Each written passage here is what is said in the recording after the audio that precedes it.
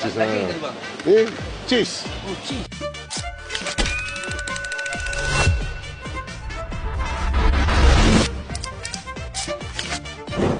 Okey, ni atas ni.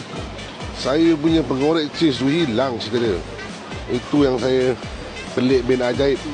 Pelik bin ajaib. Cheese lah. Ni cheese. Oh, cheese. Tengah bakar dulu. Dia bakar, kena bakar dulu, cair dulu.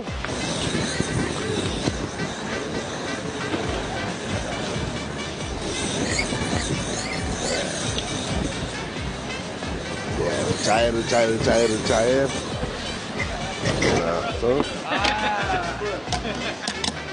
So kita rekod now. Korek. Nak? Sekejap.